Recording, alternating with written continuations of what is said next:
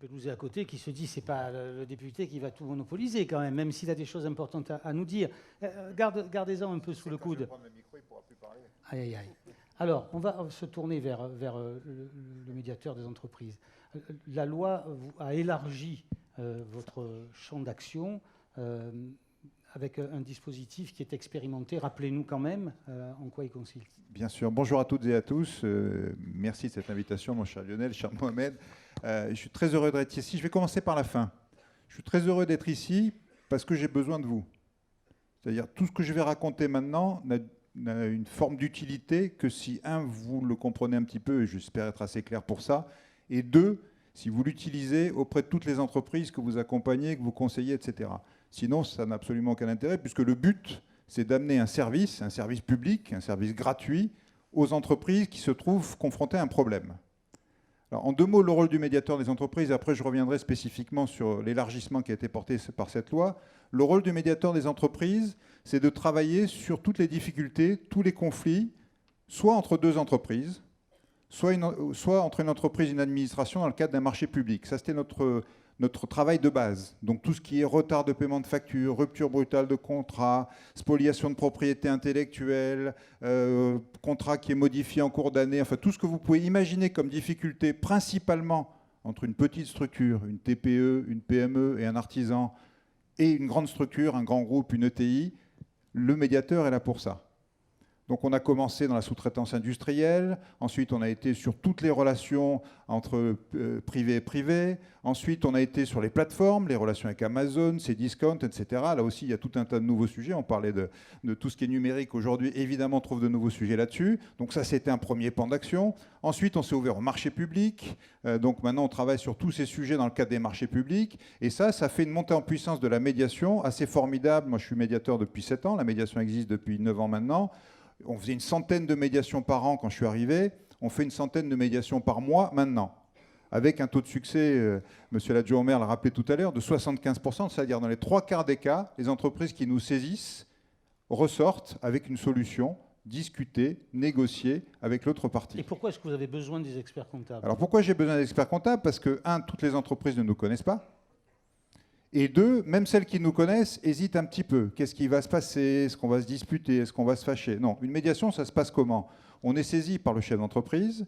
À partir de là, le médiateur le plus proche de chez lui, et il y a des médiateurs partout en France, il y en a 4 dans la région ici, donc vous voyez qu'on a de quoi satisfaire à la demande, va l'appeler, l'écouter en toute confidentialité, et puis quand ils sont prêts, va chercher l'autre partie, lui dire on a une médiation pour vous, on aimerait que vous veniez autour de la table, réunir les deux parties, et puis tout l'art du médiateur, c'est ensuite d'organiser un dialogue, une écoute, arriver à s'écouter vraiment. Vous savez, comme c'est compliqué de s'écouter vraiment, en général, un dialogue en France, c'est 2 monologues qui s'entrecroisent jamais.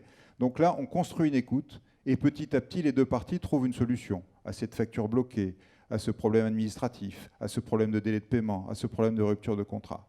Donc ça, c'est ce qu'on fait déjà depuis des années. Et qui sont les interlocuteurs? Les chefs d'entreprise ou leurs experts comptables? Alors, je vais juste aller sur l'innovation qui est portée par la loi ESSOC, parce que là, j'en ai pas encore parlé, c'est le cœur du sujet. Donc cette loi État au service d'une société de confiance, tu l'as dit Mohamed, j'adore le nom de la loi, nous a demandé, les parlementaires, le gouvernement, nous ont dit, ce que vous faites entre entreprises ou sur les marchés publics, c'est bien, on pense qu'on peut aller plus loin et aller toucher tous les sujets entreprise-administration. Le fiscal, l'URSSAF, le travail, le permis de construire qui est bloqué, on ne sait pas pourquoi, les aides européennes qui sont quelque part dans le système, on ne sait plus où, le papier qu'on a mal rempli, la case qu'on n'a pas cochée, tous ces sujets-là sur lesquels les chefs d'entreprise au quotidien se trouvent confrontés parfois à un mur et ont essayé tout un tas de trucs mais ça ne marche pas, saisissez le médiateur des entreprises et de la même manière, on fait une médiation entre l'entreprise et toutes ses administrations. Vous voyez que je vois M. le Contrôleur général qui hoche la tête de haut en bas, ce qui prouve que les administrations, effectivement, soutiennent fortement, on a fait un grand lancement avec toutes les administrations, soutiennent fortement ce mouvement. Donc, dans vos conseils aux entreprises, quand vous êtes confrontés à tous ces sujets, n'hésitez pas, saisissez le médiateur des entreprises, on va vous accompagner, encore une fois, gratuitement, confidentiellement et rapidement, il faut que ça aille vite pour débloquer les situations, en amenant l'administration de l'autre côté, en organisant ce dialogue, qui est souvent une part de pédagogie.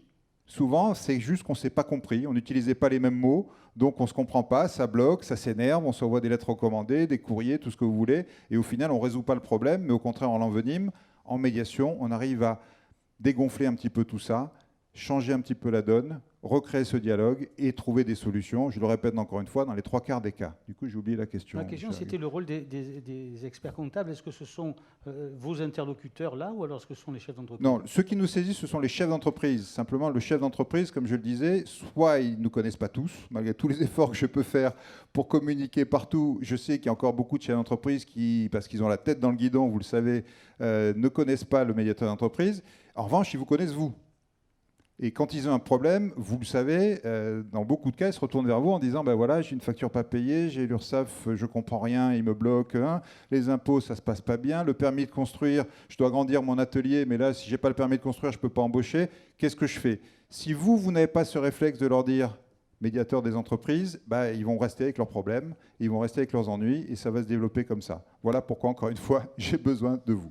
Alors, Mohamed, et après, on se tourne vers Steven. Il a dit j'ai besoin de vous. Alors, il y a 2000 experts comptables, je vous donnerai tous ton numéro de téléphone.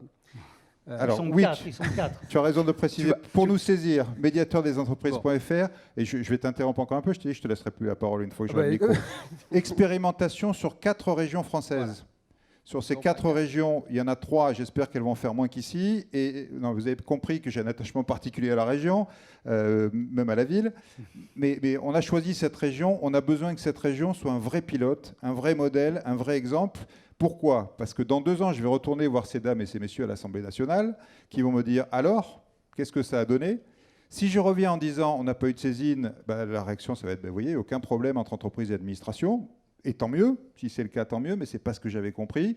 Si on est arrivé à montrer qu'il y a des dizaines de saisines et qu'on a résolu toutes ces saisines, et je ne doute pas qu'on va résoudre tout ça, le Parlement me donnera, j'en suis certain, l'autorisation d'étendre sur l'ensemble de la France. Donc 4 régions, Normandie, Grand Est, Centre-Val de Loire, et je vois Isabelle qui est en face de moi, Sud, Provence-Alpes-Côte d'Azur. Bien. Alors, donc je rappelle que c'est une médiation gratuite. Parce que l'expert comptable fait de la médiation tous les jours pour le besoin de ses clients.